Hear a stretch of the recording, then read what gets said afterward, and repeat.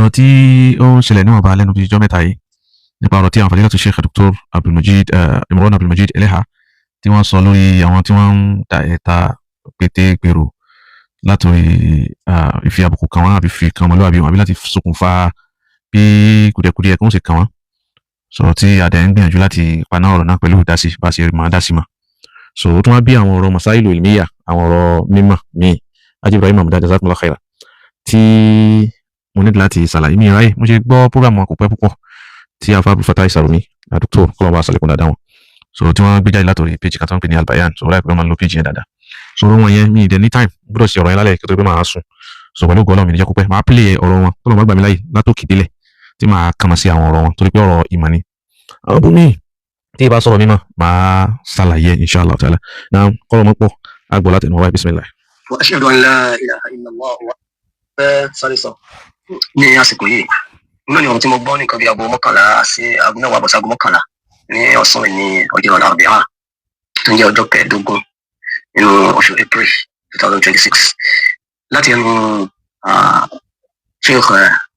Al-Kamil fadilati Sheikh Al-Kamil Sheikh Al-Kamil Al-Adabi so lórí ọ̀rọ̀ Dr. Imran Eleha tí wọ́n ní àwọn fẹ́ mú fáktì jáde nípa ọ̀rọ̀ yẹn bí mo ṣe mistake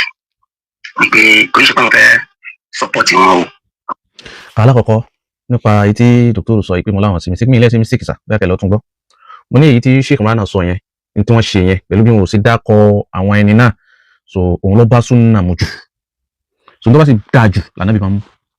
Aisha radiyallahu ta'ala anha yàrá wa òun ló jẹ́ àmọ́ bẹ́ẹ̀ ó ní má kò yíra Rasulu sallallahu alayhi wa sallam bayna amrayn olúwa fún ànábì lẹ́sàn kan méjì sáré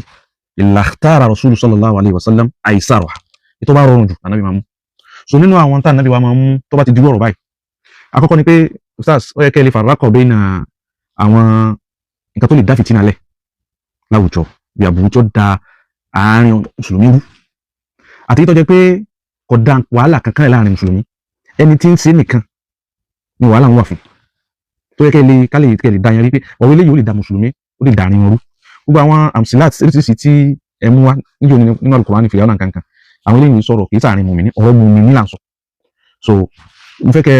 alákọ̀ọ́kọ́ nìyẹn kẹ́ kọ́kọ́ ló tiẹ̀ dáhùn ní ẹsẹ̀ mistake mo ní èyí tó dáa jù ẹ lọ tún gbọ́ èyí tó dáa jù èyí tá ànábì wà lórí èjù tí màá ṣe jù ní gbogbo ìgbà jù mo ti kó ti hadith fún yín tí yàrá wa Aisha radiyallahu ta'ala anha ẹ̀ẹ́dì bọ́ǹkì hadith náà pé kò sahih pé yàrá wa Aisha radiyallahu ta'ala anha wọ́n lànàbì sallallahu alaihi wasallam téèyàn bá ṣe nǹkan tí ó kù díẹ̀ kàtó ànábì dákọ̀ wọn ṣùgbọ́n ìfẹ́ kọ́ ọ̀rọ̀ lọ púpọ̀ tó ń fẹ́ pílẹ̀ ọ̀rọ̀ yín dé wọ́n lè sọ wà lọ́yìn báwọn sì lè fa fún wa báwọn kẹfẹ́ mú òdodo jáde ni. wọ́n fẹ́ mú òdodo jáde ni wọ́n fẹ́ kó yé wọn pé Sheikh Kamil ọ̀rọ̀ tẹ́ sọ ọ̀rọ̀ yẹn kò lọ bẹ́ẹ̀ so àwọn ẹ̀rí tẹ̀dẹ̀ pé ìdìbò kẹrin ni ẹ̀rí yẹn ò lọ tó. so ọ̀rọ̀ mímọ̀ ni àwọn afáwa gbé wa sọ̀rọ̀ mímọ̀ alájọ yanjú ìsìn láì tààlà wọ́n ní ẹ̀yìn tẹ́ dìbọ́ǹkì ẹ̀rí ẹ̀yìn dìbọ́ǹkì wọn nǹkan sọ fún yín pé ibi tẹ́ gbé gbàùn ni kò kún tó èyí tí Sheikh Imran ṣe yẹn èyí tí Sheikh Imran ṣe yẹn òun ni máa alayhi Rasulu sallallahu alayhi wa sallam níta nábì wà lórí ẹ̀jù níta nábì tó sì dùn so tí sì mẹ́rin wá fún ilé ẹ̀lẹ́ nàbí ìsìn láì. àkọ́kọ́ tí mo kọ́ lákìsí ni pé ẹ ṣe bẹ̀rẹ̀ ọ̀rọ̀ yẹn ọ̀rọ̀ Ustaz Abdulgani Juma òun lẹ gbé wọ ọ̀rọ̀ so mo fẹ́ ní mọ nǹkan tí ọkàn ọ̀rọ̀ Ustaz Abdulgani Juma níbi ọ̀rọ̀ yìí. so alákọ̀ọ́kọ́ òun ni pé ọ̀rọ̀ Ustaz Abdulgani tí mo gbé wọ ọ̀rọ̀ let's get in so ọ̀rọ̀ wọn yìí máa gbé wọ ọ̀rọ̀ anytime ẹ kọ́ lọ sí remind yín fún bẹ̀yìn náà tí wọ́n fẹ́ jẹ́ speaker fún afa Abdulgani Jimoh Amukoko tí wọ́n fẹ́ jẹ́ speaker fún wọn ẹ jáde tán Ustaz ẹ jáde tán yìí tí ì ṣe kankan pẹ̀lú afa Abdulgani wallahi lazim láti ìtì ìráyè ni mo bí sí pẹ̀lú àwọn kankan gbogbo àwọn ọ̀rọ̀ wọn lẹ́yọ̀kọ̀ kan ní mo gbé jáde ní mo ṣe analysis rẹ̀ bí wọ́n bá sì ti tàwárọ̀ tọ̀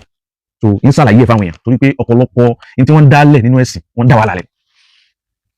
gbogbo àwọn fatuwa àwọn tí wọ́n ṣe àtàwọn ẹ̀rọ ẹ̀sìn tí wọ́n ṣe nítorí òye wọn ni wọ́n ṣe gbogbo ẹni mo fi ṣe tuntun wílẹ̀sìn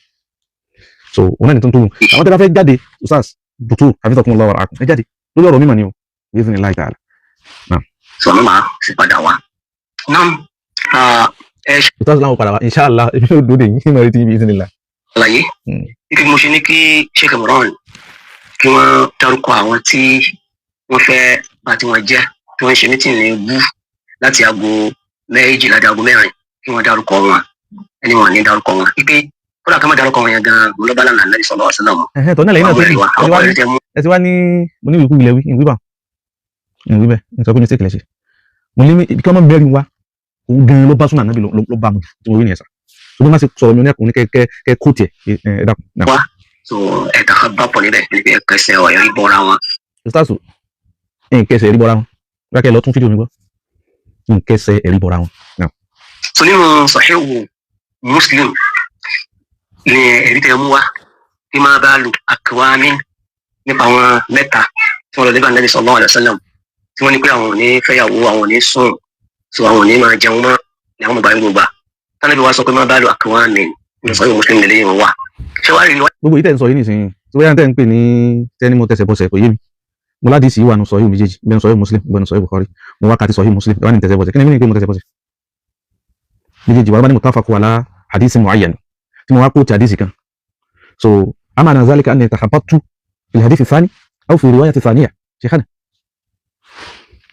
ẹni wà ń bẹnu Sahihu Bukhari ìjọba ìbọn Abdullah ẹ̀yin náà sọ́ọ̀sì ọlọ́gbà yẹn náà wà. ẹ̀yin náà sọ́ọ̀sì ẹni ìrìwáyà mi tí wọ́n ń bẹnu Sahihu Bukhari kí ni mo wá wí ní Sahihu Muslim bẹnu Sahihu Muslim bẹnu Sahihu Bukhari mo sì kó ti Sahihu Muslim so kí ni takhabutu tí mo ṣe mẹ́ ustaz. so ìyẹn ó clear bàjẹ́ níbẹ̀ Ànábì sọ. ntí ẹ ló clear bàjẹ́ yìí torí ustaz sàrùmí ọ̀dà olùkọ́jà yìí náà ni. ọ̀sán ibẹ̀ ni kánà ọ̀tà kàlù ha ibẹ̀ lọ́wọ́ bàtà níbi ìjáde sáà. èmi ò bá yín jà sí riwayat alimẹ́mu ni pé àdíìsì tí mo kà sọ́sọ́ yóò àdọ́sọ yóò sọ̀hẹ́ mo lọ́wọ́ àánú Sahihu Bukhari Sahihu Muslim sọ́wọ́ àmì àbí wà mẹ́ mo kà ti Sahihu Muslim kí èmi ń bá yín jà pẹ̀lú pé tí mo bọ̀ Bukhari mo kà Sahihu Muslim ni àwọn eléyìí sọ̀rọ̀ ẹ lọ sí straight to the point sir. ìjẹta yẹn Ànábì antum ladhina qultum kadha wa kadha Ànábì sẹ́yìn lẹ́ sọ báyìí Ànábì pariwo mọ́ iṣẹ́. الدكتور حفظكم الله يا سبحان الله إيه كان النبي جالس معنا النبي أنتم الذين تقولون هكذا وهكذا أو كذا وكذا وكذا النبي جالس معنا جماعة النبي سين لين صباي إلا هو حديث من هذا أستاذنا أتشروه هذا الحديث والله با يا النبي ليه والله با يا النبي وان بيلي بقول النبي سواء يكون لي النبي أبي ما دوك النبي في دي so alakoko ẹlẹ́kejì ẹni ànábì wájà lẹ́sìn ànábì antum lẹ́sìn àtàkùnrin àkàtàkà a ní alànàbì ọ̀dà kọ wọn alànàbì dà kọ wọn kí ló kọ sí antum ló kọ àwọn tí wọ́n lọ bá yà wà nàbì lé ní mọ́sùn àwùlá sami simahum lana ṣékànà ó kọ wọn dá fún wa kó kọ wọn jáde àwọn tí wọ́n lọ bá yà wà nàbì kàmọ́ a sì fi àwọn ìtìmọ̀ láti oríṣiríṣi dá inú àdìsí níta ànábì ti dá kọ lágbájá ni níta fẹ́ nu níta wà ń sàlàyé fún yín nípa ànábì dá kọ tó bá ti jẹ́ pé irú ọ̀rọ̀ báwọn ni ọ̀rọ̀ tó lè dá fìtínà lẹ̀ táwọn kan wà gbà tí wọ́n sọ dẹ̀sìn so táwọn bínú àbẹ́ni tí ó dá wà láàrin ló mọ̀ nábì àmà kò ní dákọ ní wọ́n bá làákà yìí fọ́dà kọ́ má jẹ́ ọ̀rẹ́sìn káàkiri má ti kọ̀ ọ̀rẹ́sìn pé kí wọ́n bó pé wàhálà fẹ́ ṣẹlẹ̀ tó bá dákọ ọgbà àwọn tó tabú yìí wàhálà ó ṣẹlẹ̀ ṣé wọ́n máa dákẹ́ náà ni tẹ́sí Islam fi pé nu ẹ̀sìn wa ó bá làákà yìí mu ó bá gbogbo nǹkan mu ẹ jọ so now. so gbà tó wáyá náà ni ọlọ́sẹ̀ wọn ṣàlàyé fún wọn pé ṣe ìbẹ̀rù Ọlọ́run tó mi ni وإني والله إني لأخشاكم بالله ṣékànà ewu àlókè ló kọ àwọn ẹ̀yin gbọ́n dákọ̀ wọn ṣẹ̀kànà lẹ́bi àǹtún ẹ̀yin wo àwọn òwú ẹ dákọ̀ wọn fún wa nígbà náà ti dákọ̀ wọn. mo bẹ̀rù Ọlọ́run wájú yín lọ so Ànábì ó kọjú sí wọn so òrè wáyà yẹn náà. dókítà Ànábì kọjú sí wọn abánábì dákọ̀ wọn ibẹ̀ ní sẹ́yìn Ànábì ẹ bá ní Ànábì kọjú sí wọn láti kùnrin Ànábì kọjú sí àwọn jàmá alùsùnà wọn kọjú sí wọn ẹ̀yin náà ní Ànábì kọjú sí wọn sáà Ànábì dákọ̀ wọn níta ń béèrè nìyẹn bẹ́ẹ̀ bá fi lè fún mi wallahi alazim níbi tí Ànábì ti dákọ̀ wọn mo búra pẹ̀lú Ọlọ́run balẹ̀kẹ́lá fún ara mi lọ́la ẹ̀kún mi ní dákọ̀ àwọn tó ń tẹ̀lé ìjáde sí dákọ̀ ṣé o fata ẹ dákọ̀ àwọn tí wọ́n lọ bá Ànábì lé nínú àdìsí àti sọ̀rọ̀ ìrìwáyà Sahih Bukhari àti ìrìwáyà Sahih Muslim àtàwọn ìrìwáyà ti mí fi máa na hazal hadith tẹ bá mú kọ wọn jáde àwọn tó lọ bá Ànábì tá Ànábì sọ báyìí láti ẹnu rọ́wí hazal hadith uqsimu billah ní jáde lọ́la ní sì dákọ̀ gbogbo àwọn àfa amukùkù tó wà láàrin àwọn tó ń tẹ̀sí mítìnì àwọn mention their name ó ti now ẹlẹ́kejì tí màá tún fi sọ pé ìyẹn a máa dárúkọ ọ̀yàn nínú Sunan Nabi sallallahu alaihi wasallam nínú ẹ̀sìn. èyí tẹ kọ́kọ́ mú àwọn kan èyí tẹ bóyá iná ọgbọ́n tẹ̀ ń wí ni kò yé mi kò bóyá ẹ̀gbọ́n tẹ̀ ń wí ni ó kọ́ ọmọ dàbí gàfárì náà ń jẹ́ ni àbí zaidu àbí kamani àbí abigani àbí kí ni ń jẹ́ ẹ̀ dákọ̀ wọn bí ẹ̀ wá lẹ́ mẹ́rin wá àkọ́kọ́ nu àwọn tí máa ń sún mi nu wallahi dòtò ìjẹyìn ọ̀dà nítorí sáà kámàrà mi náà nìyí. sallallahu alaihi wasallam nínú ẹ̀sìn tí yóò yìnbá fẹ́ kí ọ̀rọ̀ kó yanjú ní wọ́n dákọ̀ yan ni ìtẹ́ bá ipò lè di wàhálà àmọ́ ìwé lẹ́yìn yìí. ní wàá fún yín lálẹ́ yìí mo ní more than 15 rẹ̀ àwọn máa fún yín ní just mẹ́rin tànàbí ò ti dákọ̀ àwọn èèyàn ẹ̀yin náà wá tẹ bá tó bẹ ẹ̀yin náà wá kú bí tànàbí ti dákọ̀ àwọn èèyàn jáde níbi ọ̀rọ̀ tó jẹ́ kó lè dá fìtínà ìlànà mùsùlùmí ẹ mọ̀ mẹ́rin wa o mẹ́rin ní dákọ̀ lálẹ́ ẹ kàn mú mẹ́ta pé wa sọ̀rọ̀ pátá. ìwúrú tó ti gbé ọ̀rọ̀ wá wọn náà wọn tẹ́tẹ́ bá àwọn jẹ́ ẹ̀kọ́ tó wá rí létí pé Ìlọrin wọ́n tó wá lé 2017. lọ́dà ìjẹun tó ṣàlàyé fún inú tó wà ń bẹ̀ nígbà tí wọ́n ń sọ tán pètò èrò wọn tán wọ́n tó wá ń sọ ń bẹ̀ pé ẹni tí ò bá ti gbà tán báwọn ti sí fún Dr. Sharafu nígbà tí ò gbà tán ó padà sí táwọn ṣe ẹni tó bá sì mọ̀ Dr. Sharafu sí pẹ̀lú àwọn jàmáà tán lè kókó yìí tẹ́lẹ̀tẹ́lẹ̀ tó bá mọ̀ kílẹ̀ ọ̀rọ̀ náà fi máa ń wá conference Sheikh Imran ìjọ tí wọ́n lé mọ́ wọn bàbá sàpàdà. ṣe rí àwọn nǹkan yìí ó dùn mí pẹ̀lú ti Sheikh Kamil tẹ̀lọ̀ léṣe yìí ń tẹ̀ mọ́. ṣe àpàtà akramakum Allah hafizakum. ó parẹ̀ lẹ́tà sí ọ̀wọ́ ẹ̀ mọ́ parẹ̀. inú mi dùn pé ní ìmọ̀ ń parẹ̀ sí awúlẹ̀ ń sìn ní ustaz káwọn tábìlì náà kí wọ́n ní ànídásí táwọn sábà ó níbi táwọn yàrá mímọ́ kìláfàtì àníwọ̀n àánú nídásí ó lórí àmọ́ ń parẹ̀ àbí káwọn sábà máa sọ pé ẹ̀yin tábìlì náà mẹ́ta sọ́rọ̀ ẹ̀sìn ó tàbá sí fún ẹ̀kẹ́ mẹ́tẹ̀lé ó ẹ̀ mọ́ ń pẹ́ ẹ̀sìn ó ṣé kìí ṣe dáwà ni ṣé kìí ṣe dáwà ni tó bá yẹ pé ọ̀rọ̀ jà ní kílẹ̀ ń so mẹ́sìn sí ẹ̀ parí ìjà tó bá láàrin ara yín ṣùgbọ́n ẹ̀ ń so mẹ́sìn tó yẹ pé jà ní gbogbo yẹn jòkó ẹ̀ parí láàrin ara yín múlé àmọ́ ò dáwà àjiyàn pẹ́ ṣáájú wa ní dáwà àjiyàn lànà kí o sàbùkìyà takùn abadan ṣùgbọ́n kẹwàá sọ fún apá àlè ìdásọ̀rọ̀ dáwà ọ̀rọ̀ ẹ̀sìn tánàbí wí gbogbo gbà ballighu anni walau aya alladhina yuballighuna risalatillah tọ́lọ̀ ń pè gbogbo mùsùlùmí an nuballigha da'wata ẹ máa sọ fáwọn pé àmọ́ ń parẹ́ kìí sọ̀rọ̀ ẹ̀sìn lè ń jà sí ni ṣé kìí sọ̀rọ̀ ẹ̀sìn ní ìwàríyànjiyàn wá lórí ẹ̀ àbí nǹkan míì sẹ́yìn sáwọn ustaz. torí gbogbo ìpìlẹ̀ ọ̀rọ̀ yìí 2017 aina antum aina kuntum. bàbá ní Dr. Fatai ní 2017 tí wàhálà àṣẹ kò sí tọ́ka pẹ̀lú wàhálà tẹ̀lé láàrin ọ̀rọ̀ tí wọ́n gbé ọsọ tẹ́ gbé ọsọ social media tẹ́ fẹ̀ lójú látòrí ti yẹn lẹ́nu ẹ̀kọ́ tó kọ́ jáde ẹ̀yìn lẹ́nu àkọ́kọ́ tó kọ́ jáde tẹ̀tẹ̀ ní wọn àdàkọ yín tó ṣe wọlé mà àdàkọ Sheikh Fatai ẹ̀yìn lẹ́ jáde ẹ̀yìn lágbọ̀rọ̀ dùn sá ẹ̀ sì jáde fine ìgbà tẹ́yìn ti lẹ́tọ̀ àti jáde wọn náà lẹ́tọ̀ àti jáde nígbà tá a bá mọ òdodo tẹ́ ká mọ òdodo tá a sì ṣèwádìí ń parẹ̀ ká dákẹ́ ni tẹ́yìn bá fẹ́ ṣe é dáa tẹ́ fi gbọ̀nà Facebook wa kí sọ̀rọ̀ Facebook wẹ̀ kẹ́ gbà wá ó yẹ kẹ́ pe Sheikh Imran ni ẹ bá pè wọ́n bí wọ́n bá gbé kẹ́ lọ lé wọn ni tó bá yẹ pé ẹ bá pè wọ́n rí tí wọn ò gbé yín ti lọ ẹ wà tó wọn pè lélẹ̀ yìí kan fún láwọn ìtìmọ̀ láti ní possibility ni àyíbá mọ́. Saidi Ọlákúnlé ẹ ṣeun kí ló ń wá bí ní táwọn àfáà yín tí wọ́n fi ń sìn lọ́nà nù à ń sọ̀rọ̀ ẹ̀sìn ẹ sọ pé nìkan ò máa ń pa rẹ̀ kọ́dà ẹ̀ tó dúró lórí yín lámùkò kò jẹ́ sọ pé ìmọ̀ kẹ́kẹ́ ń pẹ̀ sí ọlọ́run ẹ̀ tó dúró lórí yín lámùkò èyí wà fàgà ni kò tó bẹ́ẹ̀ kó ní ìmọ̀ kẹ́kẹ́ ń pẹ̀ sí ọlọ́run àwọn tẹ̀ wá sẹ́yìn wẹ́wẹ́wẹ́wẹ́ ọ̀rọ̀ tẹ́ sọ yìí tó pé mo lè mí wà ń gbà ń bọ̀là wà ń gbà ọ̀rọ̀ sàkóla lásì owó ọ̀rọ̀ tó jáde lá tànàbí wà sọ́fà rẹ̀ bí jahiliya ti aljahiliye Al-Qur'an wa dá sí ẹ táwọn sábà kan tó ti gbà sílámù ti pẹ́ táwọn kan á jọyìn náà sọ pé ẹ̀yìn ìrìn nígbà bẹ̀rẹ̀ ni ẹgbọ́n tọ́lọ́run ọlọ́run kadhalika kuntum min qabl famanna Allahu alaykum Allahu akbar ìdí àá ti súnà yìí olúwa ní kadhalika kuntum min qabl bẹ́ẹ̀ náà ti rí tẹ́lẹ́nu 2017 níbo làwà 2001 múlẹ̀ iná wà ní súnà tọ́lọ́ àìsàn ní sọ́sọ́ olúwa ní kadhalika kuntum min qabl so lẹ́yìn ìrí jọ́jì tẹ́ǹsán. ẹ̀sìn bẹ̀ ẹ̀ mọ nǹkan tó ṣẹlẹ̀ ẹ̀ mọ nǹkan tó lọ so àwọn tá a wà ń bẹ̀ lálẹ́. ẹ wá sọ fáwọn àlùmọ̀ tí wọ́n ń sọnù pé kì í sọ̀rọ̀ ẹ̀sìn lẹ́yìn bá wọn jà sí nítorí lẹ́yìn jàjà lára nìyẹn kì í sọ̀rọ̀ ẹ̀sìn máa ti ṣe máa ń sọ náà wọ́n kílẹ̀ bí ọ̀rọ̀ yín nísìn ẹ láà síbi àsìbí kíní àsìbí kọ́là láwù àsìbí kọ́là rọ̀ṣúdù àbí kílẹ̀ ń wí fún wa.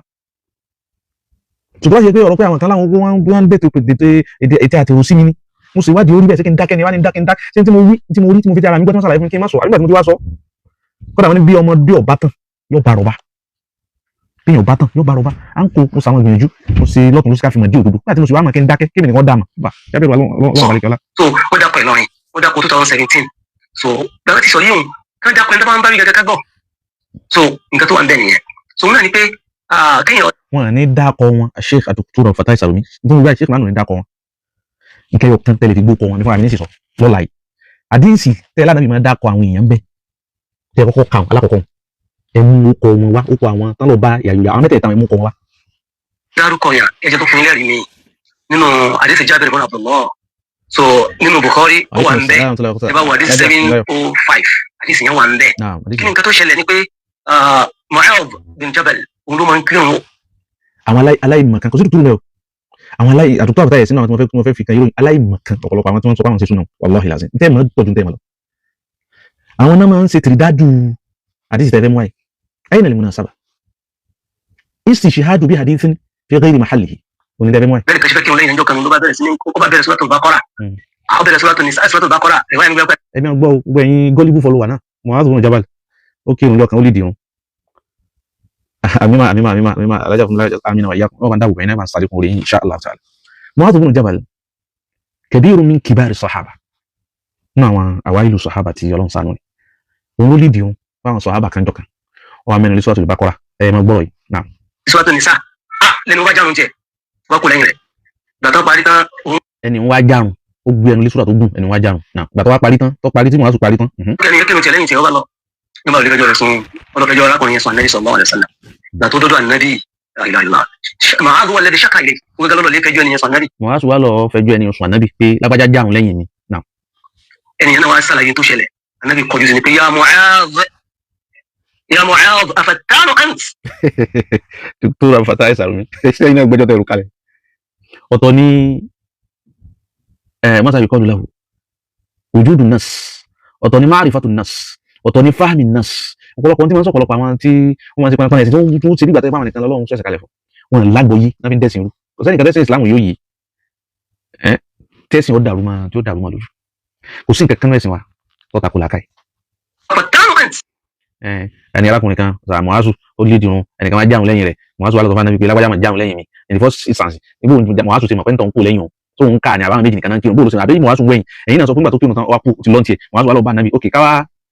Naftali ti jáde lánàá pé wọ́n sọ fún Mu'adh wà lọ́ bá Ànábì pé wọ́n ní lágbájá kú lẹ́yìn mi kankan Ànábì wà ní ya Mu'adh afattanu ant ẹ̀ẹ́dì gbà pé àìmọye ìgbàlá Ànábì ti ní àfàtà ìsàrò mi dọ́kọ̀ ẹ̀ẹ́dì gbà àìmọye ìgbàlá Ànábì ti sàlàyé fáwọn tí wọ́n máa ń lílù àwọn sábà kan máa kí ó kékèké kan máa kí ó tú gùn torí ń bẹ lẹ́yìn àwọn arúgbó ń bẹ lẹ́yìn tó ní bùkátà tó ní tó fẹ́ lọ kan máa kí ó tú ní gùn tó ní ẹ̀ẹ́dì gbàgbé yìí Ànábì ti máa sọ fún gbogbo wa Mu'adh wà lídìí wọn wá kí ó tó pọ̀ arákùnrin wá kú lẹ́yìn rẹ̀ Mu'adh wà lọ sọ fún Ànábì wá ní ṣé ń fìtínà ní ọ̀nì ẹ̀rẹ̀ Mu'adh kí ló fẹ́ kó fìtínà bá àwọn èèyàn lórí wọn tó lọ kí ó tó pọ̀ báyìí ẹ dákun ṣe eléyìí kí ni wàhálà tẹ́lẹ̀yìn ṣé mùmínì àti mùmínì níjà tọ́jọ́ ń tàn wí ni mo fi ní ẹ mú ẹ̀rí wá níbi tí èsà yìí rẹ̀ ní táwọn afá ń lo yìí nǹkan fún sẹ́yìn táwọn afá máa ń lẹ́rìí wá fún ni ní tọ́pọ̀lọpọ̀ àwọn alùsùn náà tí wọn ò ní àgbọ́yé ẹ̀sìn dé nìyẹn àwọn afá àjọ tá à ń tẹ̀lé àwọn a'immatul arba'a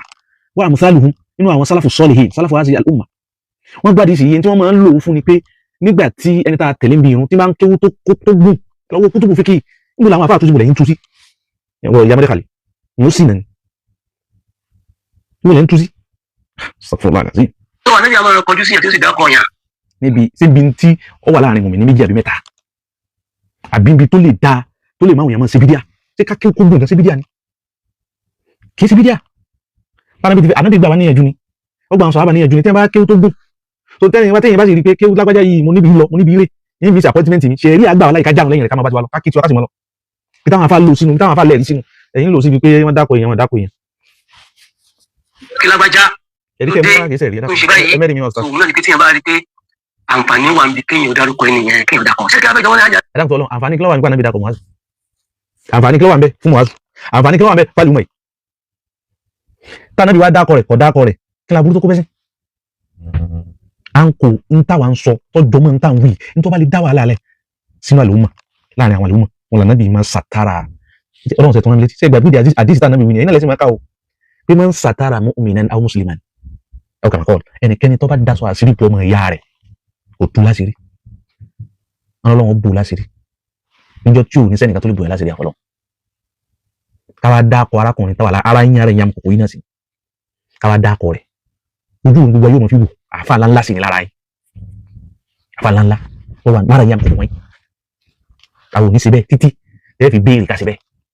ntẹ́ àfọwọ́n bàtà ìsìlẹ̀ fi síbẹ̀ ìbí ní sọ zàlàyé fún ní sọ àmọ́ àdìsí alákọ̀ọ́kọ́ tẹ̀ káwọn àtàwọn míì tí mo fẹ́ kà fún yín nísìn ebi tá níbi àwọn tí wọ́n tọrọ òun ṣẹlẹ̀ lérí wọn ẹ̀dá kan wọn fún akágbó wọ́n sì àwọn èèyàn lọ́nà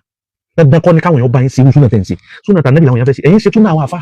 ìkíní kan mọ́tẹ́kàlí ìkíní kan alábí ìkíní kan alábó ìkíní kan alàbà gbogbo ẹ̀yin ń tẹ́yìn sínú súnà kí Ọlọ́run wí kí là nàbí wí tọ́ka wa ni nàkúrú lakum kama qala al-imam Shafi'i li ba'di ashabihi ìdáwó wí fún yín ní tí Imam Shafi'i wí fáwọn apá kan àwọn èèyàn rẹ̀ bí wọ́n ti ń sàlàyé ọ̀rọ̀ Ọlọ́run fún Ọlọ́run wí báyìí ànábì wí báyìí àwọn eléyìí wá ń lọ sọ fún pé wọ́n wá ń sọ fún Sayyiduna àfa wa aṣáájú wa Imam Shafi'i pé òun sọ pé Ọlọ́run sọ báyìí ànábì sọ báyìí àwọn sọ pé qala fulan àfa alágbájá sọ báyìí àfa alágbájá sọ báyìí Imam Shafi'i ni والذي دعاكم كنتم سين اقول لكم قال الله قال رسوله ان صبي النبي صبي ولهم صبي النبي صبي وتقولون لي قال فلان قال فلان يا طب افعل بقى قال فانا لين قال النبي صلى الله عليه وسلم jábẹ̀rù Ọlọ́run lára àwọn àníwọ̀n wọ́n já sí àwọn èèyàn lọ́nà ẹ̀dá kan torí tọ́lọ́ à ń sọ̀rọ̀ mi ẹ̀ ń gbé dc tí ìwà ń bolo ti jọra wọn. súnmọ́ kẹsọ́ di kí wọ́n kí ń dákọ̀ yẹn rárá ìyẹn kò í ṣe tí ó rí bẹ́ẹ̀ ìgbà míì yóò dákọ̀ yàn tí wọ́n bá rí pé àjà ní ìgbà míì yóò ní dákọ̀ yàn tí wọ́n bá rí pé kò ní. tá à ń ṣàlàyé fún yín nìyẹn so bí tànàbí anything torí bí oníṣù yìí tànàbí wa kó wọn jọ tí wọ́n ń dákọ̀ wọn tí wọ́n láṣẹ láàrin mùmínì àwọn tí wọ́n péjọ ọ̀dà àwọn tí wọ́n fẹ́ pa nàbí sallallahu alaihi wasallam tànàbí dákọ̀ wọn la ilaha illallah ṣe sí muqarana بين هذه وتلك torí pé fẹ́ jọra wọn itimarat min ba'di kí má pè wọ́n ní mùsùlùmí min al-munafiqin ní munafiki asiri sallallahu alaihi wasallam munafiki tí ń sẹ́sìn lásìkò ànábì mìíràn ni wọ́n pẹ̀lú àwọn mùmínì tí jẹ́ munafiki ẹsẹ̀ tí wọ́n pètò wọ́n kójọ láti pa ànábì sallallahu alaihi wasallam torí pé munafiki ni wọ́n àrí mùsùlùmí náà sì wọ́n kí wọ́n gbà wẹ̀ munafiki rùn ọlọ́run wá sọ gbogbo wọn fún ànábì mọ̀ wọn ìjọ kejì tí wọ́n tún àtẹ́ǹtì láti pa ànábì rí gbogbo wọn ànábì mọ̀ wọn jẹ́nàbì dákọ̀ wọn fẹ́ni kankan yàtọ̀ fún Huzaifa tánàbì fi jáde láyé jẹ́nàbì kọ́ àwọn sàábà jọ wáyé láti gbogbo wọn dààmú sánàbì sọ ó kà wọ́n fún wọn àwọn mùnáfíkí náà jókòó wájú ànábì jọ́nà sánàbì kà wọ́n sọ dákọ̀ wọn ànábì ọ̀dákọ̀ wọn wájú àwọn sàábà lálẹ́ ànábì sọ fún Huzaifa kí ànábì wá sọ fún gbàdọ̀ ànábì lọ́lọ́run kò sí gbọdọ̀ sọ fẹ́ni kankan wọn fi kú láyé ẹ̀ẹ́sẹ̀ mú kọ́ra náà alẹ́ ẹ̀gbọ́ súnà yìí wọ́n pinnu sá sàfàtà wọlé àbọ̀rọ̀ sí dínú àmọ́ yóò dùn mí kẹ́ ẹ máa jáde ní kẹ́ ẹ máa jáde o tó wá jọ́rọ̀ mi mọ́ àwọn ọ̀rọ̀ mi bẹ̀tẹ̀ pé tí n bá sọ yí dàbí ibùdó kì í ṣe ibùdó gbùdọ̀ wallahi aṣáájú ni yín fún wọn gbogbo ọ̀nà non ramification àwọn ẹlòmíì lè ní kíláàsì pẹ̀lú ẹlòmíì èmi ìní sọ́jà ìyẹn ìdíjà tèmi láyé àbàdàn akí afáwà stars abdulrahman alalbosa rahmatullah ẹ̀wọ̀n ti bá ń gbádìí sí wa athar ibn abbas àṣẹyìn náà irú náà ṣẹlẹ̀ sí Imam Shafi'i náà tí ibn abbas nábí wáyé tí ibn abbas ń sọ fún àwọn kan tí wọ́n ń bá ṣe fanfa nígbà tí ibn abbas ń sọ pé ọlọ́run sọ báyìí ànábì sọ báyìí ibn abbas wá ń sọ fún pé yushiku an tunazzila alaykum hijaratun minas sama yushik an tunazzala alaykum ó súnmọ́ kí sánmà yìí kí wọ́n rọ òjò òkúta láti sánmà lórí aqulu qala rasulullah yín sọ fún yín pọ́lọ́run sọ báyìí yín sọ fún yín pé ànábì sọ báyìí wa taquluna li wọ́n sọ fún mi pé qala abubakar wa qala umar Allahu akbar ni wọ́n sọ fún mi pé abubakar sọ báyìí à ń sọ pé ànábì sọ abubakar à ń sọ pé ànábì sọ pé umar kàlà méjèèjì wájú ànábì bẹ́ẹ̀ ni Imam Shafi'i náà tí Imam Shafi'i ń sọ tẹ́ àwọn èèyàn ń sọ fún Imam Shafi'i pé qala al-Awza'i Imam Shafi'i ni yín sọ fún yín pọ́lọ́run sọ ànábì sọ pé Imam Awza'i kọ́ rahimahullahu ta'ala Awza'i ni a máa sọ fún yín pọ́lọ́run bí ànábì ẹ mà ní ṣé o rọ̀bí mọ́díkàlì ṣé o kìnnìkan alábó kìnnìkan ti ha gbogbo àwọn kọ àwọn àfáà tí wọ́n gbìyànjú ẹ̀sìn pọ́lọ́run dédé mẹ́sìn lágbára wọn ṣe ẹ wà lọ gbé gbogbo àwọn tí ń ṣẹlẹ̀ ń lu wọn ẹ gbé wá sọ́dọ̀ tiwa nonsense àwọn onígbà yìí kẹ wọlé lọ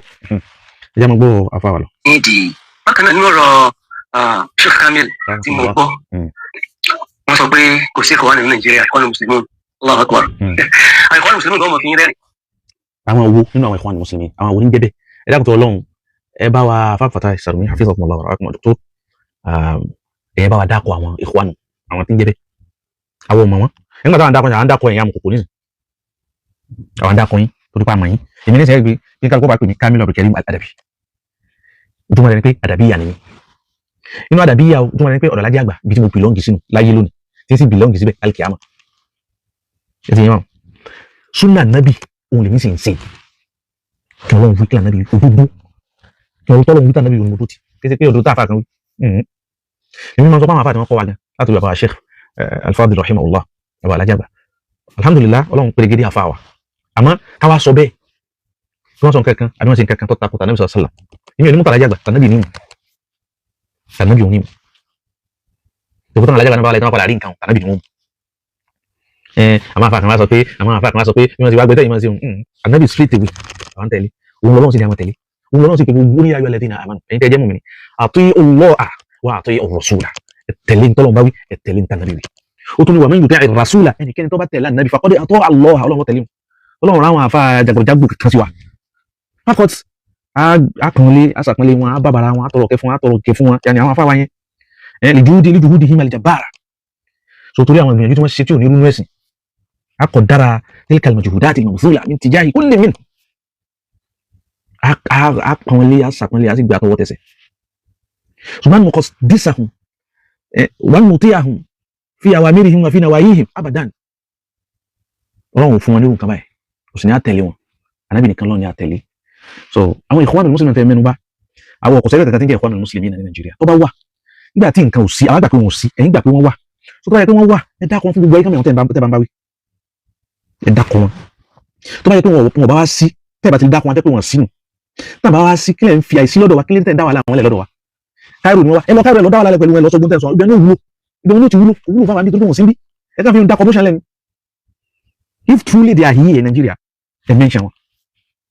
tí wọn bá sí tẹ̀ ẹ bá lè mention wọn ẹ dákẹ́ ẹ má sọ̀rọ̀ wọn mọ́ kílẹ̀ ń tẹ̀sẹ̀ lùsí ẹ dáwọn èèyàn. ike yìí àkọlà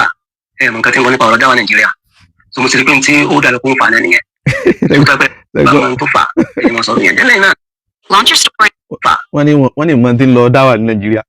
ọlọ́run ilé kápẹ́ òyìn síbi ọlọ́run kápẹ́ síbi tàbí ṣé dáwà mi tún àbáwọn kọ́ ẹ̀ gbẹ̀yìn kìíní yìí ní kankan mi tẹ̀ ń ṣe ní kọ̀rọ̀ tí gbogbo mùsùlùmí ọmọ ṣé kankan mi bẹ ẹ sì ní àwọn kìíní yìí ìṣẹ́gbẹ́ mo sì rántí ustaz Fatai Dòkúrú náà máa sọ pé àwọn ẹlẹ́gbẹ́ dùtù àdínù náà sí àti wọn dálẹ̀ tẹ́yìn náà jẹ́ mẹ́mbà nù wọ́n kà ń jò nínú àwọn mẹ́mbà ẹgbẹ́ kẹ́ǹsì ẹ pẹ̀lú ìpadà through àwọn question kan sí inshallah ta'ala tó tẹ́ padà define yẹn so ẹgbẹ́ tẹ́yìn sí wọn kí ni yàtọ̀ sẹ́gbẹ́ táwọn tẹ́ ń pèlè lẹ́gbẹ́ sí wá divine rẹ̀ fún wa ẹ kẹsẹ̀ béèrè náà bá ń lọ yín àmọ́ tó kí ẹbí yẹn lẹ́kọ̀ọ́ lọ ẹ̀kọ́ dáhùn tí mo wí láti kàn ó tó bí eléyìí mo dùn mí nípa àjọwọ́ náà kí àwọn ìwúrí ń délẹ́gbẹ́ bá ti wá divine rẹ̀ fẹ́ràn pé yẹn bá ti define definition ló jẹ́ ká mọ hakikatu al-amr hakikatu shay awi hakikatu ta'rif so tẹ́ bá ti define rẹ̀ tán àwọn definition yìí a máa apply rẹ̀ lórí àwọn ẹgbẹ́ kọ̀ọ̀kan ní Nàìjíríà a máa apply lórí àwọn ẹgbẹ́ tẹ̀yìn náà dálẹ̀ táwọn kòkó a apply rẹ̀ ti dínú náà sí àtẹ̀jẹ́ kan lára wọn a apply rẹ̀ àtàwọn míì a wà wù tó bá jáde pé n tẹ́ ń sọ ni tẹ́ ń pẹ́ àwọn ẹlẹ́gbẹ́ lẹ́yìn náà tó kẹ́yìn náà wà gbà pẹ́lẹ́gbẹ́ nìkan náà bu ẹlẹ́gbẹ́ kankan náà. ẹni wọn sọ̀rọ̀ yẹn délé náà ẹ sọ̀rọ̀ òtásà gbogbo ní ìjùmọ̀ ẹni kí wọ́n tàn kọlu kó ọ̀rọ̀ jáde lórí YouTube ẹni ọ̀rọ̀ kíníkà dákun ṣé ọ̀rọ̀ Iran ọ̀rọ̀ Lebanon ọ̀rọ̀ Afghanistan ṣé nù Kùránì ó ti mọ mẹ́rin wa ni ṣé nù Kùránì ó ti mọ mẹ́rin wa fún yín àbí nínú hadith Ànábì sallallahu alaihi wasallam àbí nínú àwọn tírà kan ṣé nínú àwọn nǹkan tó bá ń tẹ ìfìbá àtàwọn nǹkan yẹn náà ni wọ́n mú wa. ọ̀rọ̀ tí Dòkúrú sọ yìí nípa pé mo sọ̀rọ̀ nípa Àfáà Gani pé Àfáà Gani yìí láti wọ́n sọ̀rọ̀ Iran wọn mú àdìsí wa wọn mú kíníkà wa ládìsí wa ẹ̀pẹ́ gbogbo olú kèfèrí àdìsí dà so kó tó di pé èyàn ó mú hukumu kan wá wọ́n ní al-hukmu ala shay'in far'un an tasawwurihi kó tó di pé èyàn ó lè mú dájọ́ nǹkan wá pé ẹja yìí dùn ẹran màálù dùn ju ẹran ràkúnmí lọ ẹni tí ó mú dájọ́ wá labudda an yasbiqa hadha al-hukm tasawwurun kó tó di pé ìwé yẹn báwọn yóò mú ìdájọ́ wá pé ẹran màálù dùn ju ẹran ràkúnmí lọ labudda lahu an yasbiqa hukmuhu hadha tasawwurun ìdájọ́ tó mú wà ní pé ẹran ràkúnmí dùn ju ẹran màálù lọ ó gbọ́dọ̀ ti jẹ méjèèjì dáhùn àfọ onífàlsáfà sọ àwọn mọ̀ntìkì àwọn mọ̀nàtìkọ̀ bí wọ́n sọnù kó tó di pé ó mú dájọ́ kan wá ó gbọ́dọ̀ ti kó tó di pé sọ pé gbogbo ìranù kèfèrí ni ẹ gbọ́dọ̀ gbé ìlú ran ṣé Àfáà Gani yìí ti gbé ránì rí bóyá nìkan náà sọ bóyá yìí ni bóyá Àfáà Gani náà ni pé ẹ bá lọ Saudi ọ̀rẹ́ pẹ́yìn náà ni pé 70 something mahabidul Yahudi pé 70 something kanais àwọn churches Saudi Christian àbí Yahudi jù ló wà ní Iran ìbéèrè tàbí ilé rẹ̀ ni pé Egypt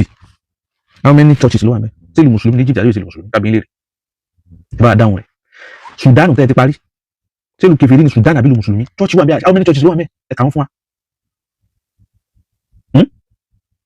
gbogbo àwọn ìlú Lárúbáwá tẹ́yìn gbà pé ìlú Lárúbáwá ni wọ́n ìlú ẹ̀sìn ni wọ́n àwọn churches tó wà nítorí pé tẹ́ fi ń jọ́ọ̀jì ìlú Islam ni pé tí church bá ti wà bí kì í ṣe ìlú Islam Egypt Morocco Algeria gbogbo àwọn ìlú mùsùlùmí tí churches kún bẹ́ẹ̀ bá mú ṣé kí wọ́n pa wọ́n ni hata nabi sallallahu alaihi wasallam fi madinatihi al-munawwara Madina nabi kan ta nabi sùn sí nabi ń gbé Madina wa fiha kanisatul yahud nabi ń gbé Madina àwọn Júù náà practice ẹ̀sìn wọn nínú ilé ìjọsìn wọn nabi torí ẹ̀ pa wọ́n ni mali awla la yakaduna yafqahuna qawla ó ti gbẹ̀yìn yóò gbọ́rọ̀ Ọlọ́run bá yín tẹ́ tẹ́ gbọ́rọ̀ kan nínú ẹ̀sìn kìí sẹ́yìn wọn wà já ilé ìsìn tòtòrò gbogbo yín àwọn jàmáà burúkú yìí nínú èyí ẹsẹ̀ wọn àwọn churches tó wà mẹ́sẹ̀lú mùsùlùmí àbí mẹ́sẹ̀lú mùsùlùmí tó bá fàgbọ́n ní sọ pé wọ́n bá lẹ̀ lárúbájá wọ́n bá yíyẹ ìjà wọ́n bá kíníkà já wọ́n bá kíníkà já gbogbo àti wọ́n bá jà wọn tí church wà mẹ́bí mùsùlùmí tí ìlú kèfèrí ni wọ́n church pọ̀ ńbẹ̀ o kíníkà pọ̀ ńbẹ̀ o kíníkà pọ̀. àwọn alùsùnà wọ́n wà ní Iran aglabiya àwọn tó wà ní Iran àwọn ni Shia ló pọ̀jù ní Iran ọ̀wá nígbà tí Shia ti wá pọ̀jù ní tó ti wá wà ní Iran tó ti pọ̀jù òbí gbogbo ìlú ni Shia alákọ̀ọ́kọ́ ẹlẹ́ẹ̀kejì ni pé Shia táwọn ìṣe gbogbo Shia ni kèfèrí Shia tí ọba mẹ́lò míì lẹ́yìn Ọlọ́run ó yọ kàn sáwọn àṣìṣe kan náà àwọn àṣìṣe tó tóbi tí ó yọ yẹn pé òun ẹ̀sìn wọ́n ní ìyá ńlá wa sẹ́wó ni wọ́n ní kíní kankan àwọn sàhábà kan kọ́kọ́ ìyá ńlá wa bẹ́ẹ̀ náà sàhábà náà fi kíta wí sànàbí ní kèfèrí ni wọ́n sànàbí pé wọ́n kèfèrí wọ́n ṣe ẹ̀yà alábí yá bẹ̀rù Ọlọ́run balẹ̀ kí ọlá kí lẹ́ ń dẹ̀sìn Islam òfin tẹ̀ dáhùn èèyàn sẹ́sìn. ìbátan nǹkan yẹn náà ni wọ́n mú wa látàsíkò yìí tó irú àwọn ẹ̀sùn yẹn ike wà nínú ẹ̀dùá. láì pé ọ̀rọ̀ Ustaz Abdulgani ń dun dòkítò bẹ́ẹ̀ mo sọ́lẹ̀ àti sọ tẹ́ bá fẹ́ jáde tẹ́ bá fẹ́ ṣe spíkà fún àfa Abdulgani wallahi n tí ráyè tiwọn mo fi Ọlọ́run búra kí n tí fẹ́ sí àbí n tí fẹ́ sí n tí ráyè tiwọn tó ti máa fi ti bẹ̀rẹ̀ báyìí episode by episode tí mo fẹ́ káfa Abdulgani kájọ nara tán fi bahri ma yadda'i mo ní yẹn ń sí àwọn èèyàn lọ́nà yóò kó àwọn ọ̀dọ́ ọ̀la tájọ mọ lùgbà tájọ ń lùgbà yóò kó wọn síwájú wọn mọ bí ni wọ́n ṣe wọn ẹ wá ní adákẹ́ àní dákẹ́ ẹ̀ ń bọ̀ wá tí ráyè ìgbà kan bẹ tájọ fà á lọ báyìí tó pẹ́ díẹ̀ wọ́n fẹ́ fi léyìn náà bí oṣù kan ájọ nara tán báwọn tí mo fẹ́ ṣe nìyẹn èdè tí wọ́n á wá ìrìn ráyè nara tí wọ́n á sọ kalẹ̀ tí wọ́n á láwọn yóò kún wọn pé ọ̀jáde mi ara mo fẹ́ kí n ráyè pẹ̀lú ògbọ́n láìpẹ́ yìí náà gbogbo nǹkan tábà Abdulgani sọ ní ìdápadà wa ẹ̀wọ̀n retí ìdí mo ti sọ pé wọ́n mẹ́rin wá ẹ̀yin wá ní ṣé inú tíra mo ti fẹ́ kí wọ́n lọ mú wa ni ṣé inú ẹ̀sìn nígbà tẹ́wàá mọ̀ pé inú tíra kọ́ ẹ̀ mo ti mú wa ṣé YouTube náà ló gbé ìdájọ́ pé kéfìrí ní gbogbo ṣíà fún wọn káwọn tó bẹ́ẹ̀ báwọn bá lè jáde yẹn báwọn jáde kí wọ́n bá tí ìmọ̀ wọn bá débẹ̀ kí wọ́n jáde kan sọ gbogbo ṣíà ní kéfìrí wọ́n gbé so ọ̀rọ̀ tí wọ́n ṣe ń sọ ìparọ́ wọ́n lọ wo YouTube ni so nítorí tí YouTube tó ti sọ ìmọ̀ mọ́tò fi sọ àwọn ènìyàn ti sọ nìsín títí kúrò fi sọ tán sọ yìí wàláì àwọn náà sì mọ́tò fi sọ àwọn ènìyàn ti sọ bẹ́ẹ̀ ni wà bẹ́ẹ̀ náà fàdé láti YouTube ń la àwọn arábí ìwò àti gbogbo àfa Abdulgani never leave Saudi wọn live in Egypt wọn live in ní gbogbo ọdún àlàrúbíà fákọ̀tì tó bá dámadé ìlàrúbá kan lọ kálọ̀ sí wọn kan lọ hajj kan sì lọ bí tán bá ti ń tọrọ àwọn tán tọrọ tán fi dẹ̀sìn ìlú Nàìjíríà ọ̀tán wọ́n sì gbọ́ kẹsẹ̀ tí àwọn ṣe Albani ibi tí wọ́n ti mú táwọn ti mú kíní wọn bá àti ti gbọ́ bẹ́ẹ̀ bí súnà wọn ti bẹ̀rẹ̀ tí wọ́n dìnnà yà padà ṣàlàyé fún wọn ó ti bá wọn nísìn tó jẹ́ nǹkan gbọ́ ẹ̀ sí kíni ó ti bẹ́ẹ̀ tán ẹ̀ lọ ẹ̀sùn ni torí dẹ́yìn náà máa wínú dẹ́yìn máa wínú ẹ sọ pé àwọn afa kan mẹ́rin wá wọn sì kíní kan wá àfa Gani ọ̀ mẹ́rin wá Ọlọ́run ló fi ẹ̀dùn pẹ́yìn fún ara yín gbà ẹ̀ àgírí pé wọn mẹ́rin wá YouTube ni wọ́n lọ wò àfẹ́sìn ọ̀rọ̀ YouTube ní fi ń tìdájọ́ lórí ẹ̀sìn fún wa Nàìjíríà gbọ́ ìsọ yìí dèdè táwọn fẹ́ gbọ́ àtọ̀dá tó ti fẹ́ gbọ́ tí wọ́n ń gbọ́ tí wọ́n gbọ́ táwọn yòókù náà tí wọ́n jọ ó lọ ní fasa fásitì jájá àkún kẹ́nẹ́ kan bí nábàáyín fatabayyanu ń já àkún fásitì kún bí nábàáyín fatabayyanu fatasabbatu.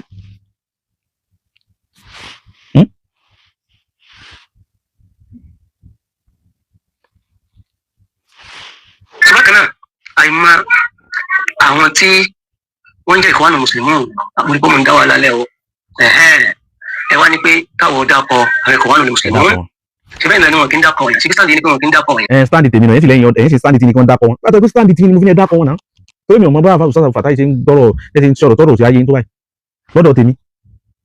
wàá ń pò ọ̀rọ̀ tá à ń sọ ọ̀tọ̀ ni kí lẹ́yìn ń lọ papọ̀ mọ́ra wọn Ìlọrin máa ń rìn straight Ìlọrin lọ́pọ̀lọpọ̀ lọ́wọ́ tí ò bá yé Ìlọrin ọ̀rọ̀ bá yé yóò béèrè pé kí ni ìkélé yìí ń ṣàlàyé fún ẹgbẹ́ tí wọ́n ń lọ ká dákọ̀ ọ̀rọ̀ Ikhwanu síbẹ̀ ní èyí dákọ̀ ìyẹn ni ṣé ìyẹn ni Ikhwanu àbẹ́gbẹ́ odidi bọ́dì ni wọ́n náà odidi bọ́dì ni wọ́n àwọn àti sọ fún yín pé wọn ò sí ẹ bá fẹ́ káyà náà gbà pé wọ́n wà ẹ dákọ̀ wọn fún wa ẹ jẹ́ àwọn èèyàn mọ àwọn tẹ́ ń bá wí láti jọ́ yìí ẹ̀nà tẹ́ ń pa yìí ti tó ẹ tú àwọn èèyàn lẹ̀ tó bá jẹ́ pé wọ́n sí Nàìjíríà báwa ti gbà pé wọ́n sí Nàìjíríà ẹ má sọ̀rọ̀ wọn mọ́ ẹ má fọ̀rọ̀ wọn dá wa lálẹ́ ń dá wa lálẹ́ ṣé tẹ́ ẹ bá ti dákọ̀ Ikhwan àbá Fatai àti Dr. Fatai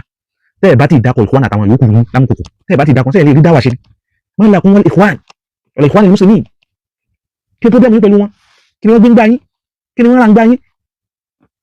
tó bá yẹ pé wọ́n sí Nàìjíríà ẹ jáde kó nù ọ̀rọ̀ wọn tó bá wà Nàìjíríà ẹ dákọ̀ káyọ̀ máa wọn tẹ́ ẹ bá ń bá kálẹ̀ mọ́jọ́ yín wọn ẹ dákọ̀ àwọn aburú wọn fún wa ẹni káwọn èèyàn máa jáde sí lórí kíní kankan yìí táfà Abdulgani ṣe bá tó sọpọ́tì àwọn Amẹ́ríkà lórí Israẹla lórí ìṣíà ìwé lọ́dàjù kí lóun ṣe wọ́n pa àwọn kìnìún wọ́n sa àwọn kìnìún kan wọ́n ti gbá wọn sàwọ́ nígbà táwọn bẹ. bí ó jẹ́ tó ní ká dákọ̀ wọn so ẹni pé bí afẹ́lẹ́ àgbọ̀n ṣe dárúkọ àwọn. ṣe bẹ́ẹ̀ yóò lo tó wà lọ́dọ̀ yìí ni àwọn lo tó wà lọ́dọ̀ tiwa ọ̀rọ̀ tó bá dá fìtínà lé láàrin mùsùlùmí tẹ́nìkan táwọn yóò dá wa lálẹ́ kí wọ́n dákọ̀ rẹ̀ tí Islam gbé wa ẹ̀yìn sì ní ara wọn máa dákọ̀ rẹ̀ ẹ̀yìn sì dákọ̀ rẹ̀ bẹ́ẹ̀ náà lábí. tẹ́lẹ̀ sọ òun náà ló dá so òun náà ni pé gbogbo nǹkan tẹ́ ń sọ yẹn nítorí excuse mo kàn fún yín òun náà ni pé mọ ìpínlẹ̀ ọ̀rọ̀ Allah excuse. nítorí mo rí gbọ́ ibi ọ̀rọ̀ dòkítọ́rò ni pé ọ̀rọ̀ yìí sọ̀rọ̀ ẹ̀sìn tí ìbá ti wá sọ̀rọ̀ ẹ̀sìn má pè lọ ẹ̀sìn fáwọn èèyàn tí mo ń gbọ́ ibi ọ̀rọ̀ yìí nìyẹn sà tí ìbá ti sọ̀rọ̀ ẹ̀sìn ó yẹ kẹ́ gbé wọn social media ó yẹ kẹ́ pè wọ́n ní pé Ustaz ẹni kí wọ́n mú fídíò yín wálẹ̀ tẹ́ sọ yìí báyìí àwa ní bá wúlò ẹ̀dá kọ̀ kẹ́rẹ̀ yẹn bí ẹ̀ lára yín tẹ́ ń sálùmọ́ lẹ́nu káwọ́ wá dákẹ́kẹ́ máa dáwọ́ ẹ̀rù láyé ẹ má fún mi ní excuse mọ́ bọ́dà wa àfa wa Ustaz wa Sheikh wa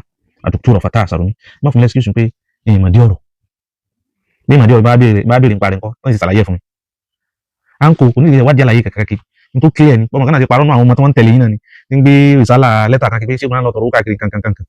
mo sì sẹ́ni méjì wọn láàárọ̀ yìí ọ̀nà Amẹ́ríkà wọn lọ wọn kọ́kọ́ lọ Germany wọn lọ sinmi àwọn gbádùn Germany báyìí lọ́wọ́ báyìí kọ́lọ́mbà wà pẹ̀lú wọn so mo send ẹ̀ lórí wọn pé mo send voice note sí wọn sísáńtì ni wọ́n ṣe dá mi lọ òun la gbé jáde yẹn mo fi Ọlọ́run bá búra lálẹ́ ìdáhùn pé mi pé àfúsà àwọn rí ohun àwọn ọmọ pẹ́ gbé jáde mo ní ìmọ̀ sọ fún yín tó lẹ́yìn jẹ́ gbé jáde wọn ìmọ̀ sọ fún yín ìsìn sọ fún yín wallahi ìsìn sọ fún wọn mo sọ fún wọn ṣé ó lẹ́ ń pa ní ìbódòdó ni níta ẹ̀ ti sọ gbogbo ẹ̀lẹ́ka ayé ti rí gbogbo ẹ̀yìn tẹ̀ ń gbé kí tẹ̀ bá jáde kẹ́ wá tọrọ àforíjì á mọ̀ pé látòrí amùkòkò ọ̀gá yín kí náà kẹ́ ń ṣe ẹ̀sìn lè wá dàrú. tí ì bá ṣe bẹ́ẹ̀ ni ìmọ̀ akọwọ́ bọ́lẹ̀ ọ̀rọ̀. bí tí mo láìkì tẹ́ sọ ni ẹ mọ̀ fún mi lẹ́sìkísù ẹ dákun ẹ kọwọ́ bọ́lẹ̀ ọ̀rọ̀ tó kí n kò lè yí àwọn èèyàn sí Islam yìí ṣe ẹ̀sìn kata ń ṣe ń bò ń kẹlẹ̀ kò sáṣìírí ń bẹ ẹ̀sìn Islam kò sáwó ń bẹ kò sẹ́gbẹ́ ń bẹ transparency Islam làwọn èèyàn fi wọnú ẹ wọ́n yẹn ń gba Islam tí ó mẹ̀yà Islam tí ó mọ̀ràn Islam tí ó mọ country Islam tí ó mọ ibi tí mo wà ní ipò tí mo wà ní Islam bá kan ní gbogbo wa lọ́dọ̀ lọ. So eléyìí ń dọ̀lóhùn ọba ní sọlá ọmọtọ̀sọ̀ ó ní wàhálà yìí dọ́ntún ṣé kí n kọ́ nọ́mbà mi connect tó wá nísìnyí tí kí n pe nọ́mbà mi kó pè wá kó pè wá ìgbà yìí sì wà nísìnyí ní pe nọ́mbà mi kó pè wá sórí nọ́mbà ẹni tí ò yá wa gbogbo ayé kò sẹ́ yìí mo ti gbà kókò yé mi gbogbo ayé wá fẹ́ kó yí àwọn èmi náà sì fẹ́ kó yé mi kó pè kíkà kó sì máa gbọ́ nísìnyí five possible. sọmọ àìkọ́ni mùsùlùmí wọn mọra wọn ní Nàìjíríà so àwọn náà sì mọ wọn so ní Nàìjíríà.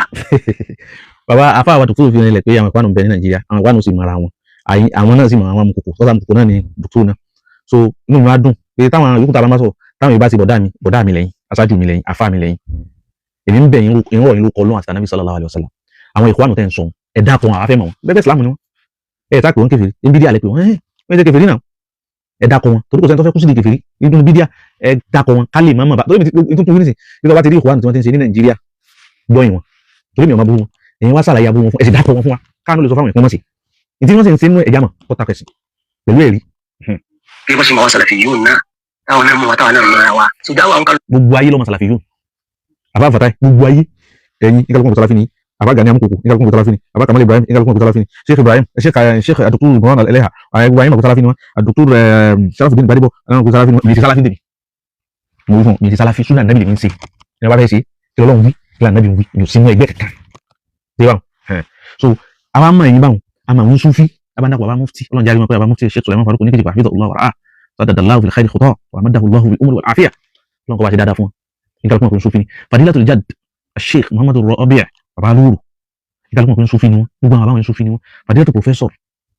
wal walid Dr. Sharafuddin Sa'aduddin baba wàjára ìkàlùkùn ọkùnrin Sufi ni wọn àmọ́ wọn bá ń káyìn náà mọ̀ wọn àwọn ìkwánu náà ẹ̀ sọ wọn fún akámà wọn náà wọn lọ bá bí sí ń pèpè sí kùsùbà tàbá ẹ bá lẹ́mblẹ̀mù mọ́ra àlẹ́mblẹ̀mù mọ́ra ọmọ tó kálukú bá ń pèpè tó kálukú bá ń rìn òní ojú ibi tó kálukú bá wà. rárá ẹ lẹ́ mọ́ra sọ́tọ́ pé ẹ lẹ́mblẹ̀mù mọ́ra ẹ lẹ́ mọ́ra náà sẹ́ẹ̀ pé ayé bẹ́ẹ̀ ni ẹ ń pè ayé Salafi àwọn Sufi náà ń pè àwọn Sufi làwà ẹ Salafi àràbíyà ń pè àwọn àràbíyà lẹ́yìn ní wíyìn sí mọ̀lẹ́kàsí ń pè àwọn mọ̀lẹ́kàsí àwọn kankan táwọn ń pè àwọn ní Ikhwan ẹ̀yin lẹ́ láwọn kan ilẹ̀ lẹ́wọ́ mọ́ pé Ikhwan àwọn ọmọ wọn àti láwọn kankan wọ́n jáde kan ní Ikhwan làwọn Nàìjíríà ẹ̀ sì gbọ́ ẹ̀sìn ní wàásì kankan bẹ́ẹ̀ bá ṣe wàásì 195 nínú Ikhwan lẹ́fín báwí ẹ̀ sì ń dì stop with ìwẹ̀ ẹ̀já ronú sùn mention their name and let us be ẹ dákun wọn jámọ wọn kí wọn lá. so òun náà ni pé kódò tó ń dá lójú kan pé Ustaz Kamil wọn máa ẹni tó pè é Ustaz Abdulgani Jumu'a so òun ló fà á ní ṣe gbólóhùn kan tó ń ṣe so ẹni pé kí wọn búra káwọn gba mọṣúrò ẹwọn kí ló kan búra pẹ̀lú. kí ló kàn bó bá a sọ̀rọ̀ débẹ̀ ni wọn mọ̀ kàn ájílá lọ́kùnkùn wọn á kọ sórí social media pé Abdulgani ẹ wá búra pé ẹ gba mọṣúrò a sọ̀rọ̀ débẹ̀ ni ẹni tí ìgbà tẹ́yìn ọgbà àwọn tó ń gba mọṣúrò àwọn onídàá ni wọ́n gbà àti wọn gbà wọn á búra fáwọn àpamọ́ mọṣúrò sálámà á sì ní tó sì yá wí bẹ́ẹ̀ bóyá ẹ̀mọ́ díta fi ń kọ́ wíbẹ̀ ni pé a fẹ́ mọ̀ bóyá sí owó ni wọ́n ń ṣe àbí sí ẹ̀tọ́ lọ́hùn dáwà fẹ́ mọ̀ nù kí ṣe pé yẹn kàn wá àwọn òní wọ́n ń gbà àwọn òní wọ́n gbà àmọ́ gbẹ́ni tí máa ń gba owó lọ́wọ́ Saudi bí wọ́n ti máa ń hùwà ni wọ́n ń hùwà láfi afẹ́ mọ̀ àwọn tí ń sọ pé tọ́lọ́run ni ó àdábì ni ó níkan ni ó àwọn afẹ́ mọ̀ bóyá tí wọ́n ń hù ní òdodo ni àbíọ́ tó kádà kún wọ́n jáde àbá Abdulgani Amukoko ẹ dákun ẹ jáde torí tọ́lọ́run ẹ búra gbogbo ayé ìjàmọ́ sẹ́yìn gbowó àbẹ́ gbowó Saudi sẹ́yìn gbàmọ́ sálásí àbẹ́ gbà àfẹ́ mọ̀ abáti náà ti tán àánà kọ́ra àwọn àdúgbò Abdulgani wọn torí Ọlọ́run fi ń ṣe òkè torí owó ẹ sọ iná sálásí tẹ bá sì gbàrí gbowó tẹ bá gbẹ jámọ́ gbogbo máa wọlé fún lóṣooṣù láti Saudi ẹja mọ̀. gbogbo àbáwọn ọgbà mọ̀ṣúrò ẹ búra bẹ́ẹ̀ ni ẹni pé wọn lẹ́rìí tí wọ́n fi ń sọ bó tẹ́ máa ń sọ wallahi ajẹ́ pé ẹ̀mọ́ sábà gẹ́nìkan ẹgbẹ́ mo yìí sọ̀sẹ̀ tí wọ́n kẹ́ bá mọ̀ ní orí ẹnìkan rí láyé gbogbo àwọn tọ́jú àwọn oníbẹ̀dà wọ́n yìí fi ẹ̀sùn pé wọ́n lẹ́rìí láíláí. bẹ́ẹ̀ sí lórí social media ẹ̀yin náà gbà pẹ̀lú mi nísìnyí pé wọn mẹ́rin wá gbogbo tí wọ́n ń pa ọ̀rọ̀ Ìran ẹni sọ́wájú ọ̀rọ̀ kìnìkan ni ṣé kọ́là lọ́run fẹ́ kọ́ ọmọ kọ́là rọ̀ṣù kí náà à ń pè lẹ́rìí ṣé kì í ṣe kọ́là rọ̀ṣù lẹ́rìí lọ́dọ̀ àwọn mùsùlùmí tó wáyé pé kì í sọ̀rọ̀ kọ́là lọ́run kì í sọ̀rọ̀ kọ́là rọ̀ṣù láti kì í sọ̀rọ̀ ẹ̀sìn kí náà ń dá sí kí náà ń dá sí ẹ̀yin náà ti gbà pẹ̀lú mi bẹ̀rẹ̀ ọ̀rọ̀ fún wọn mẹ́rin wá tí ìwọ̀n ẹ̀ ti jẹ́ mẹ́rin wá ní kí wọ́n tó ń tẹ́ wọ́n wí ọ̀rọ̀ yóò balance. wọn lẹ́bi ní kí wọ́n máa sọ wọn fi kàn wọ́n rí èmi fi kàn wọ́n so èmi fi kàn wọ́n bí èèyàn bá fi kàn wọ́n rí èyí tó kù lẹ́yìn wọn fi kàn wọ́n rí báwọn èmi ti wà náà tó fi kàn wọ́n wáyé. àrísùn náà ti àṣírí wọn nìyẹn tó àlàyé tí nǹkan fẹ́ ṣe náà lélẹ́yìí ní ṣókí sọ́dọ̀ náà bá ẹ̀sẹ̀ òjẹ́ kó ṣe àánú rẹ̀ fún wa kó wọ́n mọ̀nà tó kó mọ̀ ṣe wà lẹ́nu tí yóò máa ṣe àwọn èèyàn ní ọ̀nà tó mọ̀ rọ sáská ní. indirectly dùkúrò ní sí àwọn èèyàn lọ́nà nù ó yẹ kí mi bá ń sí àwọn èèyàn lọ́nà bóyá mi ní ń fa àwọn èèyàn mọ̀nà bóyá àwọn èèyàn sì ní látara yín bóyá àwọn èèyàn mọ̀nà látara yín gbogbo ẹ̀ náà láti wájú Ọlọ́run rò. kọ́ńdàkùn ilé ọ̀rọ̀ yìí tó kí wọ́n wà alẹ́ àdọ́ sí ọ̀rọ̀ dáadáa wọ́n tó máa dá sí nítorí ilẹ̀ tí òru rẹ̀ ọba sún lójú ẹni nǹkan rẹ̀ máa ń sọ̀rọ̀ rìn ọ̀ dókítà táwo là ń ṣe ni gbèsè ń sọ yìí nísìnyí ọfẹ́ jògèdè létí mi ẹ má bínú sá àṣàwò ẹ̀sìn Islam bẹ́ẹ̀ kálẹ̀ kan bóyá di ti ilé bí àbílẹ̀ ìsìnkà bá nàlẹ́ ìsìnkà ni bí ànábì ló ń tara kawa alàlè mahajjatil bayda àwọn alàlè mahajjatil bayda ànábì ló ń fi àlùmọ̀ kalẹ̀ alàlè mahajjatil bayda síbi gíláàsì tó funfun pẹ́ẹ́ lílo àkànà àríyá ẹni bá rìn lálẹ́ nígbà tí ń rìn lọ́sàn bẹ́ẹ̀ ẹni bá rìn lọ́sàn bí ọ̀sán náà ni ẹni bá rìn lóru bí ọ̀sán náà ni Allahu Akbar ẹ ṣeun jẹrẹ alájà aláró bí nbà wọn rántí kíkan ọmọláàkì pọ́ìntì ẹ̀yin ní ìmọ̀ sọ́ọ̀tà Afghani ẹ ṣàlàyé rẹ̀ fún mi kí n mọ̀. ẹ gbọ́ pé sọ́ọ̀tà ẹ̀dọ́kẹ́lẹ́ àwọn mẹ́rin kan 2017 gbogbo àwọn táwọn ń bẹ̀ ní ọ̀tọ̀. èmi ọmọ lọ́sẹ̀lẹ̀ 17 tẹ̀ ń gbé wa ní ẹlẹ́mi ń dákọ̀ kíní kan tí ó ṣẹlẹ̀ ní kílẹ̀ náà tó kọ́ àpẹẹrẹ ọ̀rọ̀ 17 ọ̀rọ̀ tí ó ṣẹlẹ̀ táà ń tìtì ẹja tìtì ẹ fi gbó 17 18 lẹ. 17 yẹn yí o tí wọ́n tó dápọ̀ Ìlọrin.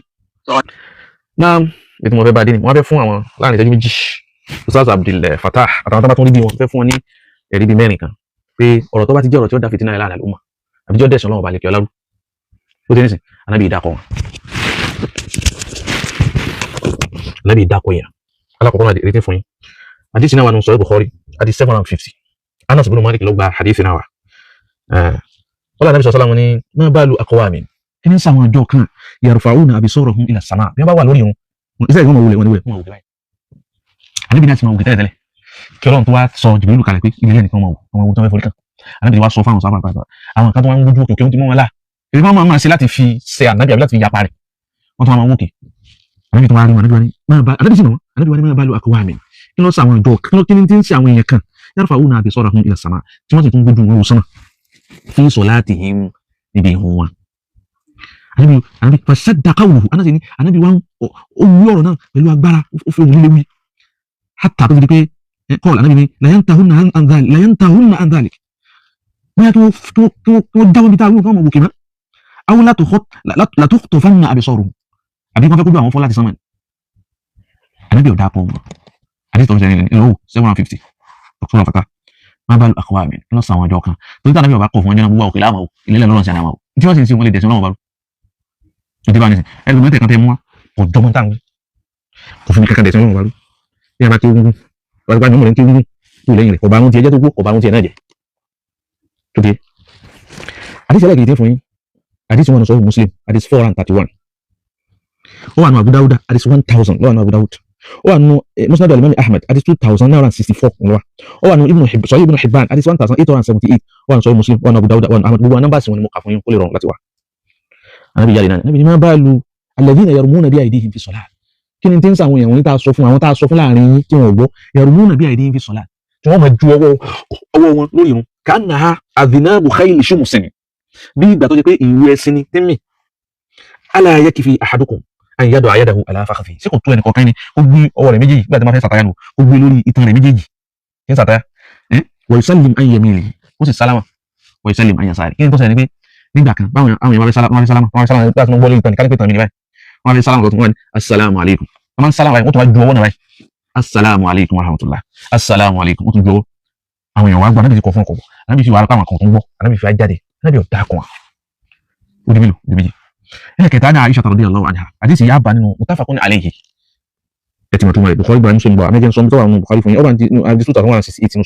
Sahih Bukhari ó bá nínú àdìsí 1504 nínú Sahih Muslim àdìsí yìí tàfẹ́ kà fún yín Aisha ló gbà wá wọ́n ní ma balu aqwamin yashtarituna shurutan laysat fi kitabillah kí ni tí ń sa àwọn jàmáà kan àwọn ìjọkan láàrin yín yashtarituna shurutan tí wọ́n máa ṣe májẹ̀mú kan fáwọn èèyàn àwọn májẹ̀mú yìí laysat fi kitabillah olúwa mi ò gbà láì kò sí lẹ́tọ̀ọ́ wa in kana mi'ata shartin kódà kó jẹ́ pé 100 di májẹ̀mú lẹ́ṣẹ̀ kitabullahi ahaq tí Ọlọ́run ló tó kẹ́ tẹ̀lé ọ̀rọ̀ pọ̀ bí àdìsí lẹ́yìn náà àmọ́ torí pé ọjọ́ ti lọ fẹ́ stop rẹ̀ báyìí so ní ọ̀rọ̀ ẹni wọ́n fẹ́ lómi ti dákọ̀ nọ́mbà àdìsí fún yín Ànábì ò dákọ̀ wọn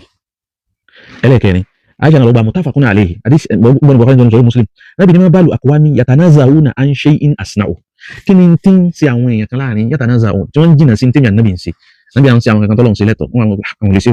Ọlọ́run bá wọn níbi ní fọwọ́ mo búra inni la a'lamuhum billah mo ní mọ̀ nípa Ọlọ́run jù yín lọ mo ní mọ̀ nípa tọ́lọ́run fẹ́ jù yín lọ àti ní tí ò fẹ́ wa ashadduhum lahu khashya ìbẹ̀rù Ọlọ́run tèmi sì jù tí yín lọ ní ní ṣe nígbà iná ọmọ sí àdìsí mẹ́rin mo kà fún yín bí arkanihin pẹ̀lú àwọn lákìmí nọ́mbà sí wọn mi ò ráyè yẹ́gbẹ́ mi ṣe mi fídíò kékeré máa ṣe àmọ́ àwọn Ọlọ́run kan máa kọ́ tiẹ̀ bí wọ́n bá rí pé àwọn fẹ́ lu mẹ́jáde so yóò wù mí kò ṣàbẹ́ ẹlẹ́mọ̀ wò tán ẹmọ wò díẹ̀ lórí ẹni sìn torí pé n táà kiri kan fẹ́ jáde láti wá sọ̀rọ̀ lórí ọ̀rọ̀ tẹ́ sọ lórí ní pé ní rọ́dù bẹ́ẹ̀ sọ̀rọ̀ lórí ọ̀rọ̀ tẹ́ sọ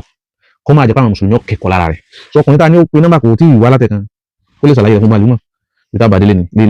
níta òfin ní gbogbo ẹ̀yin yá wa súnmọ́ tọ́lọ́run tà nábì ní ẹ̀tẹ̀lé tòun ti bẹ́ẹ̀ ẹ̀yà ojú yín Ọlọ́run wí kílà nábì wí àwọn tọ́lọ́run sì wà ní kì í ṣe pé àfa kan àbáwọn kan wá gbogbo nǹkan tọ́lọ́run ṣe lẹ́tọ̀ wọ́n ṣe léwọ̀ tí wọ́n mọ̀ parọ́ oríṣiríṣi lọ́rọ̀ gbogbo ẹ̀ so àrò afárá àfàtà dókítà wa ọlọ́jà rẹ̀ mọ̀ pé tí wọ́n dákun àwọn jàmọ́ ẹ̀kọ́ àná wọ́n ṣàlàyé wọn fún wa hadisi alákọ̀ọ́kọ́ tí wọ́n kà wọn ẹlẹ́gẹ̀dì tí wọ́n kà tí wọ́n bá mu kọ̀ọ̀sẹ̀ náà sábà ń tàn wí so alákọ̀ọ́kọ́ tí wọ́n kà tí wọ́n ní ànábì ní antum ànábì kọjú sí wọn ṣé antum ló kọ wọn àwọn mẹ́tẹ̀ẹ̀ta ṣé ẹnìkan ń gbẹ tẹ́ fi antum tó lẹ́la ànábì jáde ànábì ní antum ṣé antum ló kọ àwọn mẹ́tẹ̀ẹ̀ta tí wọ́n lọ bá àwọn ànábì àní ẹ̀dá kan fún ẹ̀la ànábì ní antum ànábì lójú ànábì ní antum ló kọ wọn so bá a dákọ̀ wọn so then kí a bá a sọ fún àfa àpèkánì kí wọ́n jáde kí wọ́n wá búra fáwọn ìgbà kan sáwùjì yìí mọ́sálásí wo ni wọ́n gbà àfẹ́mọ́ tí wọ́n bá ti gbà kámọ́ káfíń bóyá tọ́lọ́ ni wọ́n ṣe àbí wọ́n ṣiṣẹ́ owó. Assalamu alaikum wa rahmatullahi ta'ala wa barakatuh.